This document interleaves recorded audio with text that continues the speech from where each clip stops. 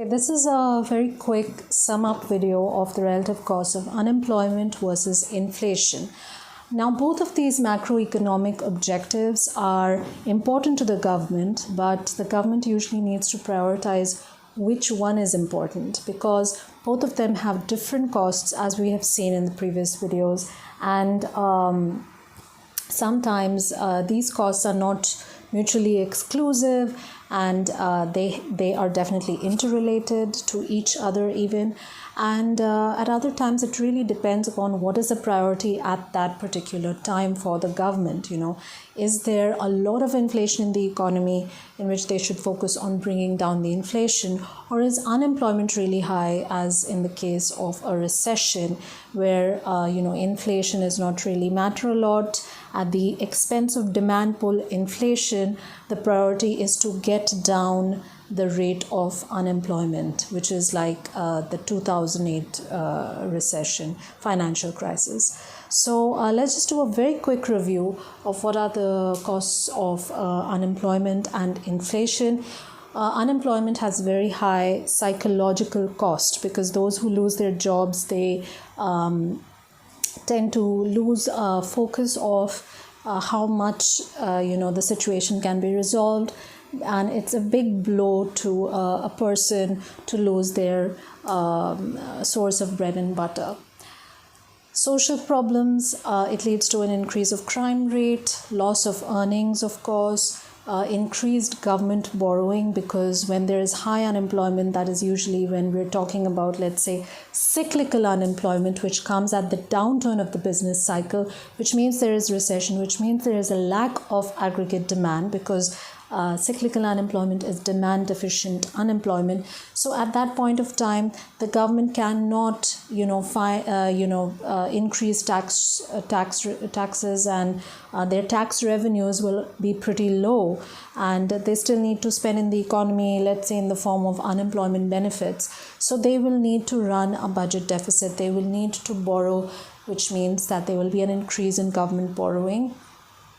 There'll be a decrease in economic growth, very obvious, real GDP decreases, and there will be an increase in income and wealth inequalities. So the poor will get poorer and the rich will get richer. The cost of inflation, on the other hand, it increases cost of living, number one. It defers consumption and investment. Now again, this is very important point, deferring consumption investment, which comes in both inflation and deflation. We studied this. A lack of international competitiveness. This is different for inflation and deflation actually, because when there's a deflationary situation, pretty opposite thing happens in the form of international competitiveness. The country actually gets more competitive, and so exports increase. But in the case of inflation, the costs of the exports become very, very expensive. So they lose their international competitiveness, they lose their edge because their trading partners have a lower inflation rate. So that's a big cost of inflation.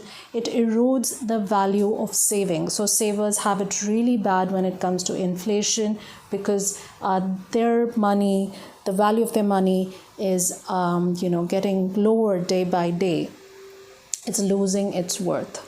And uncertainty is a very important point that you can always say when it comes to inflation. There's a lot of uncertainty. What's going to happen in the future? Are prices going to go up? Are they going to go down finally? There's a lot of uncertainty in terms of consumers and investors. And there are menu costs and shoe leather costs. We spoke about menu costs in the last video. Shoe leather costs are basically those costs that come from having high prices in an economy. So consumers are actually looking to get the best deals. So maybe, putting a lot of hours into online browsing, or going to shops to kind of find what is the best deal. and to get discounts, etc. So those are called shoe leather cost, and they are definitely an opportunity cost for people who could have used their time and their energy to do something else more productive. So productivity declines due to this. So these are all some of the costs of inflation versus the cost of unemployment. Some of these costs can be overlapping each other. So for example, when we talk about erode savings, and here you're talking about social problems, so that's interrelated. So you can find a lot of interrelatedness in these problems also. So in the next video we will look at what is the Phillips curve, which is a way to find that relationship between inflation and unemployment. Thank you.